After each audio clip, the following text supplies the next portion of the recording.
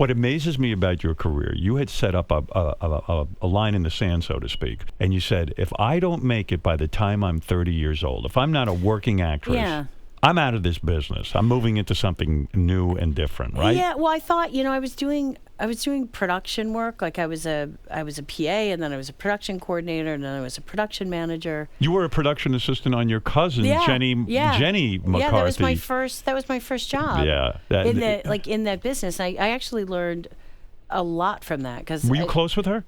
Oh yeah, we grew up together. I mean, she lived in the city and I lived outside, but we saw them on like all the holidays and stuff. Do you see her now that she's on The View? Like, will you go to her wedding? Now we're probably not, but only because we're on. We're just in opposite worlds now. But it was nice of her to hire you as a production assistant. It was on incredibly nice because that's what I wanted. I was like, I don't know anything about this. I don't know how any of it works. I've only been in theater. Right. And that job, literally, I think every single time I do something today, it's made me better. And you were a production assistant, so you would do a little bit of everything. Everything. You did the garbage, you cleaned up, you did craft service, every single thing. I dropped the film at night. I was the first one there and the last one to leave, and it's like I wish everybody that went into the business had to do that. So to me, the greatest story about you is the day before your birthday, you get the call that you're going to be. You landed a role on Gilmore Girls, which was a big breakout thing for you. Yeah, because it ran for 7 years. It was the first time that I felt like I could say I was an actress because I could quit.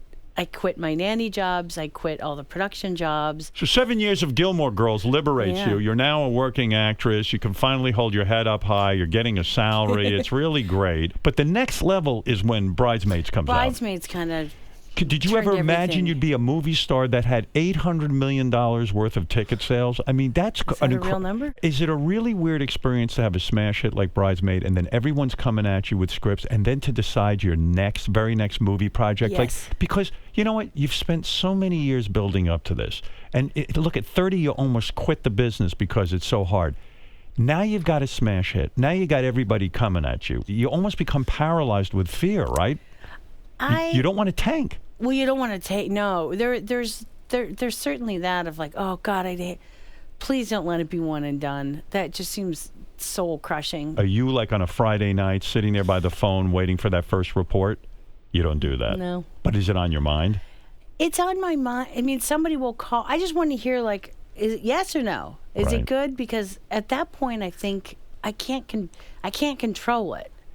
So I would make myself crazy if I started, all those weird, like the tracking and the this and. But did you did you hear the testing and did you?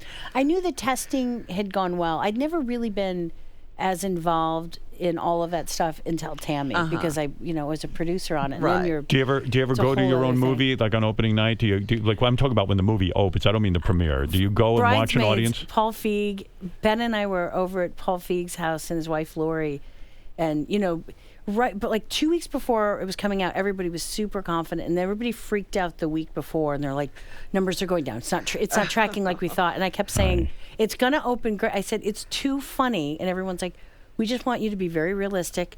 The numbers are going down, and I said, I'm telling you, it's 25 at least. They're like, I said it could be up to 30, and they're like, well, we know what we're talking about, and that's not going to happen.